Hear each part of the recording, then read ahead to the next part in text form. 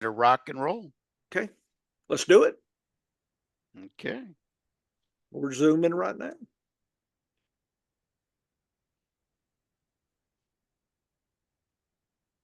How you doing, everybody? Welcome to the Data Lab here on For Frequency's Sake. This is Dennis Michelson, along with the professor, John Bush from scienceoffantasyfootball.com, back to dig into the Data Lab once again for you today. And John, a big draft week ahead, and one of my biggest pet peeve gripes is when people whine about their draft position. Not drinking wine, but actually No, wine. Real whining. Wine. Okay. Real whining about, oh, I got the 12th draft pick in the first round. I'm going to lose my league. No, all the draft slot does is potentially change your strategy for the draft. And if you cannot be adaptive enough to do that, I'm kind of questioning whether you should be playing fantasy football at all. Well, as you know, on the Data Lab, we like data, Dennis. And so, knowing that this was the topic, I did jump this ahead, and you have not seen this data. This is from about a week or so ago, week and a half. FFPC is where I play.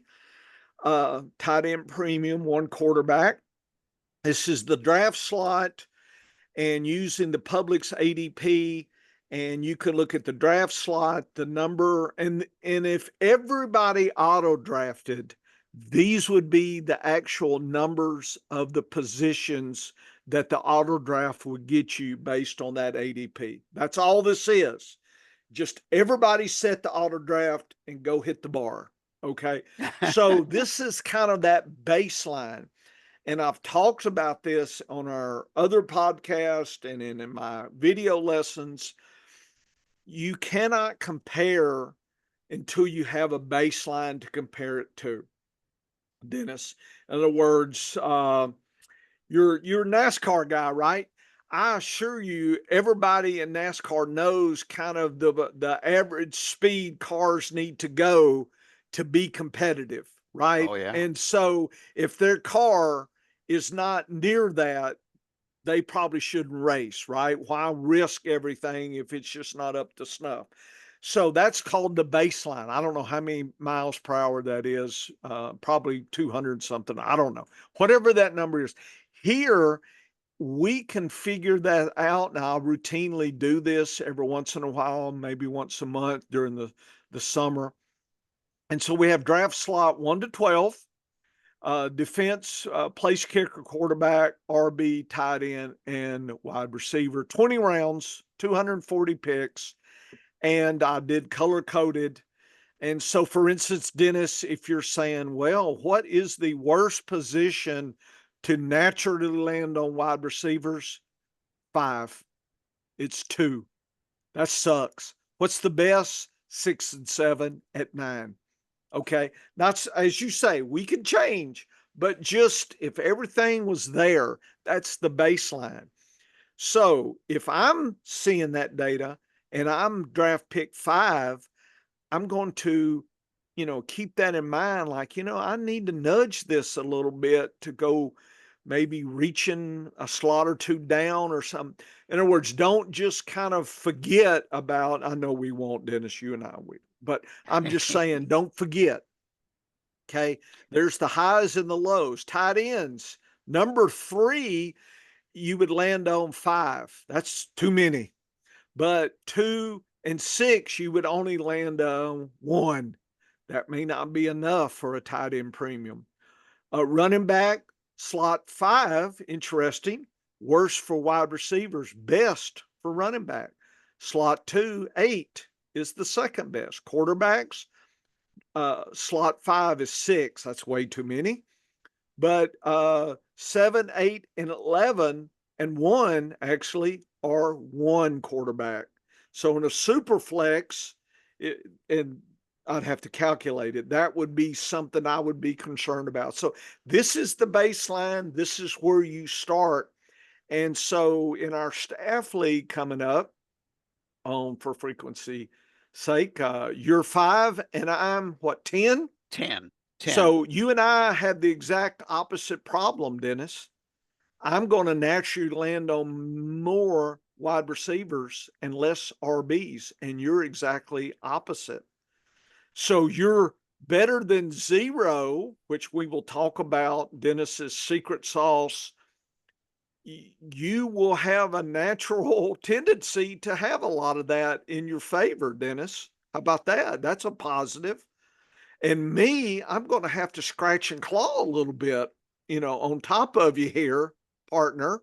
Hey, we're partners until we're against each other. Then it's all fair. I pull out that Louisiana voodoo on him, and he's befuddled. His mind is all glamored, right? Get that swamp juice to him, and I got to beat him. So that's what happened to my quarterback in the semifinals last year. Yeah, I think so. Did you voodoo him? Dennis, I got the voodoo doll of you. Now that I met you in person at the expo, I'm making the doll. Get the old potato here, and you're desiccating in the root cellar. You got to get the root cellar going, because you stick the pin in there, and if anybody needs something you've got somebody in your home draft for a small fee, I can put that Louisiana hex to them. My grandma, she taught me some of that hillbilly magic, and I lived in Louisiana. So I got the combination of hillbilly mountain magic and that swamp voodoo. Let me tell you, it's a 1-2 punch here. So don't mess with me, my drafting folks for frequency's sake. See, they're probably not paying attention there. Well, they're probably So paying you and attention. I have two opposite issues to think about. So what you think about just understanding? So you're going to be given too many quarterbacks, Dennis. 6 that you're going to land on. So here's where this data really makes sense to me. So 2 FPPC leagues where the one quarterback that I recently drafted in. Yep. I drafted one team from the 5th slot and one team from the 12th slot. Those are my most recent teams that finished up. Okay. My 12th slot team, I didn't really get a top quarterback. And your data tells me that I had fewer opportunities at the quarterback from the 12th slot. So it shouldn't have been a surprise. Yep. But I'm loaded in running backs, and I'm loaded in wide receivers. It's actually a pretty balanced. If you look, it's balanced. Balanced, and I ended up with a pretty balanced team. I'm solid at running back, solid at wide receiver. I took a shot at tight end. I waited and took a shot at tight end. I ended up with Jonnu Smith, who is my late tight end pick. And quarterback, I did okay. Tight end 2 or 3? He's my number 1 tight end. Oh my goodness, Dennis. Yes. Rolling the dice because that's aggressive. I just didn't like the options. All of the good guys went after my pick in the 2nd round. So first pick in the 2nd round, I went running back. And then I took 3 wide receivers in the next 3 rounds. Right. So I got the balance, and then I came back with another running back. So I ended up with 3 and 3 after 6 rounds, and all 3 starting running backs, all 3 solid choices at wide receiver. But because of the moves I made, I missed out on tight ends. I was hoping to get Kittle, missed on him. I had tight ends going just a few spots before me, and got a little too cute and ended up having to push for Jonnu Smith. And I also took Jatavian Sanders from Carolina as just a last pick in the draft, kind of, hey, rookie tight end, maybe hits. If not, I'll replace him with somebody who has shown something. But I like Jonnu Smith this year, so all the possibilities, I was okay with that. I got 2 solid quarterbacks, but not a great quarterback. That's in contrast to my team that I drafted from the 5th slot, where I have 2 fabulous quarterbacks. I've got Patrick Mahomes, elite. He dropped late late enough in the 5th to me that I took him. And then I came back and grabbed Goff at value later in the draft to just protect myself for the bye week. But I'm sitting pretty. And your data tells me that I should have expected that. I'm also loaded at running back.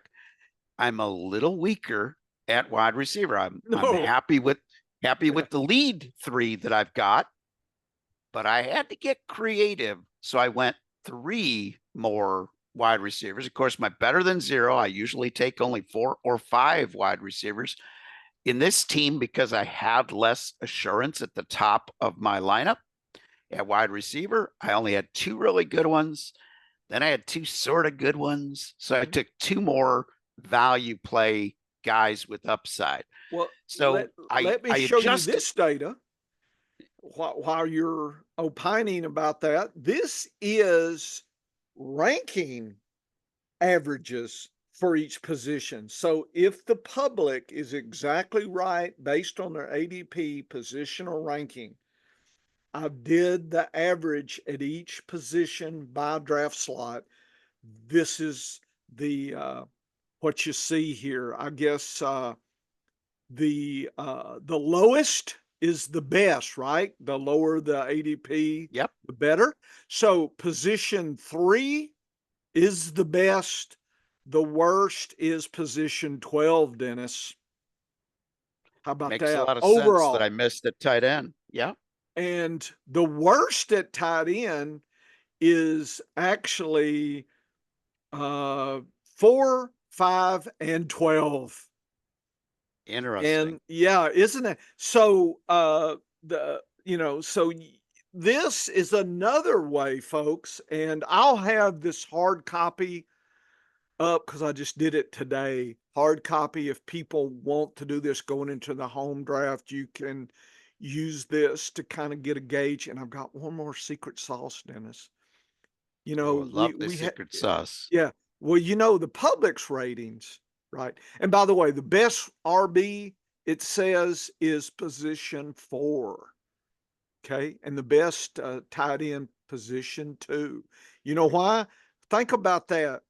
I bet that is including Kelsey coming Oh, in. yes. Maybe, Yes. maybe, Yep. or Laporta or somebody. Anyway, it's 5. And it's the next is 8. So that's position 7. So right away, this is another gauge for folks. And finally, if you like, our Bush Mendelssohn metric average position, we love position 5, Dennis. Let's see who's got position 5. Oh That would yes, be me. Dennis. Oh my goodness, folks. Hey, FFPC, y'all need to redo the draft or the thing because that's sad. You have given Dennis everything he wants. Look at his RBs and WRs. He's going to clean our house. And look at old poor Dr. Bush. 29. It's not the worst, but it's not the best. So, Dennis, if we were handicapping golf, you'd have to give me 4 or 5 strokes here or, something. Because I'm carrying 50 pounds of dead weight, like the old jockey, put that extra weight on me. You're going to stop a train with too much weight. And so I've got, I think it's 30. So I'm not in the worst shape, but I'm not in the best shape. Dennis, he is in the best shape. I cannot believe it. Once again, it's just, let's just give him the trophy already. And let's do another one. Let's do a redo. But anyway, Dennis, I knew you would eat this up. When you told me draft 5, I said, oh, Dennis is going to just chortle. So, folks, y'all need to rig something up here. But this, where is this sleeper? If sleeper's We'll be ADP on is sleeper, anywhere correct. close to ours, Dennis, it's at FFPC slot 5, we tear it up, man, versus 12. And So that's the interesting thing, folks, is but there are ways, knowing this data, knowing these trends, and knowing where your weaknesses might be, yep, you can slightly alter your draft your fate. strategy Yeah, and change that fate. But the whole moral of the story is, yeah, don't worry about what draft slot you got. yeah, Just maximize that effort. Now, when I look at this data, yeah. and if you want to go and see the data and hear the explanation together, you can head on over to scienceoffantasyfootball.com, and And we'll have Professor the video of will this, have so this you can, video yeah, of the data lab. yeah. But what this data tells me, Professor, is that I'm playing the chalk in my draft from I position would. 5. I'm I gonna have have to. I'm gonna have to reach. The good news for me at 12, right?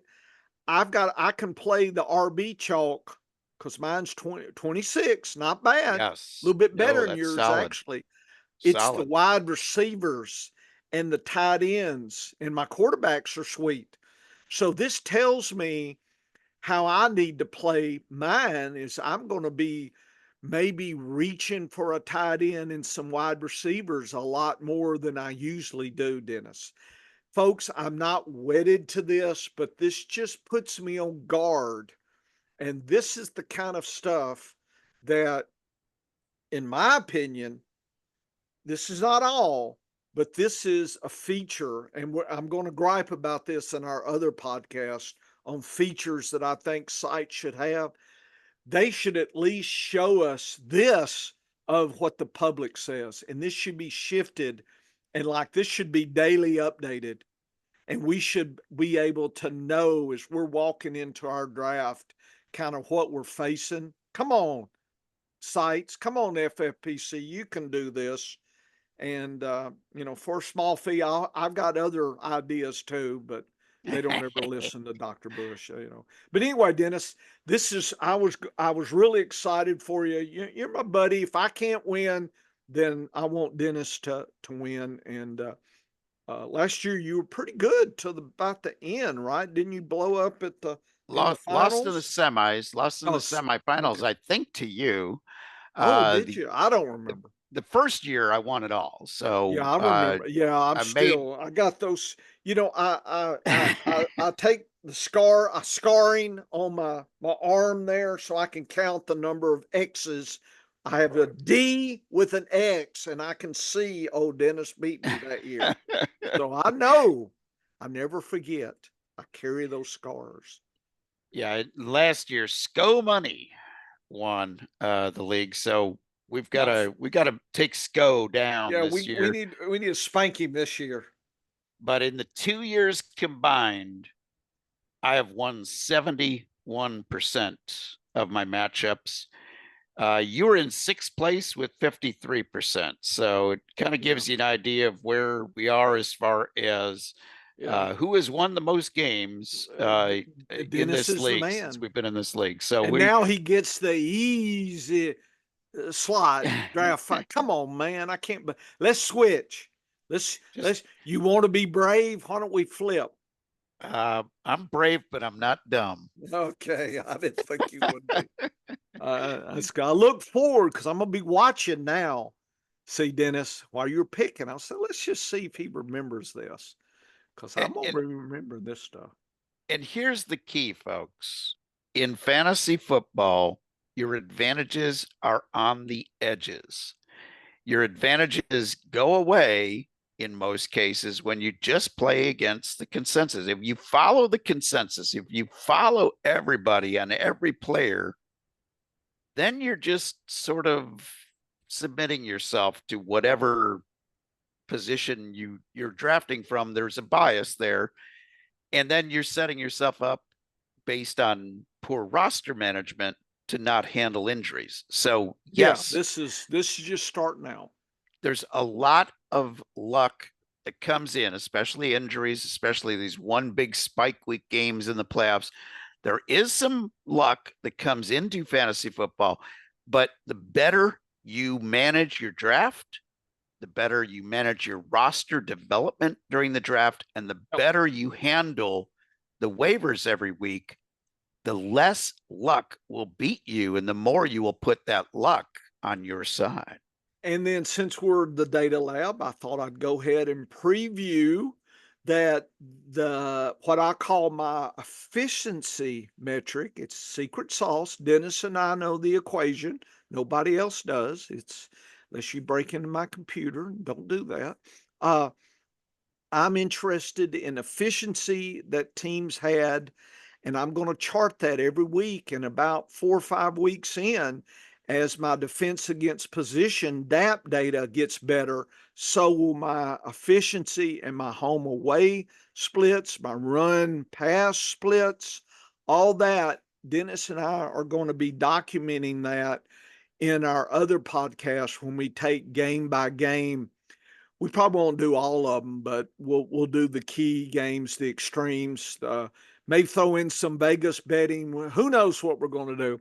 But anyway, Dennis, this is where we left our efficiency here. What you see is the team 2023. That's the overall team efficiency. Okay, doesn't mean they won the Super Bowl. Look at the Chiefs there. They must have. I'm telling you, folks, when I see this, it tells me the Chiefs can do so much with so little. And this year they got extra good stuff, some new players in. I think they are. I mean, anybody that can still be this inefficient and win the Super Bowl, I don't know what to think about the metric. The last three was the last 3 games last year, and the home away efficiency. And then I have the ratio, Dennis. And then in purple are the biased teams that do much better at home. The yellow, and it's always tricky to me how there can be teams that do better away, but by chance or whatever, those are the teams that did really good away from their home dome or home field. So this will be out there, Dennis, for us to look at, and I'll have the hard copy. And we'll be, like I said, I'll be charting this, and about 4 weeks in, we'll have some nice new fresh data for everybody to look at. And so I've got one more piece of data. What you think about the home away? Our friend Detroit is right there. They're doing better on their home away, but they're still skewed up a little bit, right there on that borderline of loving the home a little bit more than their away. Very interesting to see that Philadelphia, Tennessee, New Orleans, the New York Jets, even with abysmal play last year from the quarterbacks, Pittsburgh, Arizona, In Atlanta. Atlanta. Those are your teams with the most home away bias when it comes to efficiency Yes. on offense. So the teams Yeah, that it is offense. It's based on offense. this is all offense. Speed and offense. Yeah, speed of the team offense. the teams that were the flip side of that they were better on the road, Yeah, mysteriously, than at home. yeah. The New York Giants, Washington, Green Bay Packers, Tampa Bay, San Francisco, Minnesota, and Carolina. So this doesn't mean their offenses were bad, folks. It just No, means that their offenses were actually more efficient on the road game compared than to your home. home games, Yeah. which goes so against what you think will happen in the NFL. And these are percentages that are pretty huge. I mean, Philadelphia's home away Look at was those. super skewed. 1.4, 44% more. They gave you more efficiency at home. I'm telling you, for props and other kinds of lineup decisions, great. If nothing else, folks, use this as a tiebreaker. You got 2 players, and you got one that's at home and away, and they're working with or against the bias. I know what this would figure heavily into my lineup and my flex. Absolutely. And maybe even some of my quarterback play this year, because one of the things that I'm going to be experimenting with a little bit more, and we'll be reporting about it on the data lab because it is an experiment, is the what if I grab 2 very good quarterbacks instead of 1 elite quarterback? Can I make up the difference by beating the elite guys often enough with my matchup data. And so we're going to be doing a little experiment. I don't know if that is a good enough strategy to tell the world, go get it, but we'll know more by the end of the season if this is a strategy that you might want to follow for next year. But I have seen enough in the data, folks, to suggest that if I can't get an elite quarterback this year, and again, I still want an elite guy, I'm not going to overpay, but if I can get an elite quarterback, a Jalen Hurts, a Josh Allen, and yes, I'm putting Patrick Mahomes with his additional weapons that he has at his disposal. I'm putting Patrick Mahomes back up in the discussion as one of the elite three. If I can't get one of those guys, and I'm not crazy about Josh Allen's price this year and his fantasy football playoff schedule. So it's mainly Hurts and Mahomes for me as my main guys that I'm targeting. If I miss on those, I'm waiting and I'm grabbing guys like Love, guys like Kyler Murray, Dak Prescott. I'll even dabble with Tua and Caleb Williams as one of my guys in the twosome. And that way I'm playing a good quarterback in his best matchup when he's got the efficiency data going in his direction, either home or away. And those are the plays that I'm going to make. I'm going to document each one of those moves when I'm playing a matchup, and we'll see. We'll grade it at the end of the year, and we'll see on our ROI. Did I put more money in my pocket when I employed this strategy versus other quarterback strategies? Did I make more money? And if I did, it might be something I do a little bit more of next season. So, and I also track the rushing and passing, and up here at the top is 26.3 and 33. That is rushing per game attempts and passing by team average. So the NFL is, what is that, what is that, 4-7? No, yeah, 7 tends to pass 7 more than rush on average. So they're more of a passing, about what, 60-40 or something like that, passing to rush. And so I have each team, and this was just the end of the year last year, last 3 games rushing. You could see teams are really doing a lot of rushing, and then you have the passing the last 3, and I scaled it and whatnot. I just want to let you know that this exists as well, and I'll be looking to home away rushing and passing. Do teams like to rush at home or pass at home? That's important as well, setting lineups and props and things.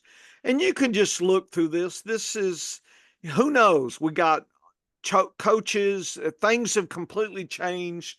That's why this data is really not worth sitting on too much. It just gives you an idea. Probably the extremes, for instance, Tennessee loves to rush. They had Henry last year. They went and got Pollard. I've been taking a lot of Pollard just based on knowing the skew, right? I mean, usually in data, Dennis, I found over the years that the extremes tend to hold more than the mids. So from year to year, you know, as a group, right? There's always exceptions. So Tennessee, the Giants, Saquon loved to run. Okay, he's moving on. So who took it? Whoever took his place, Singletary.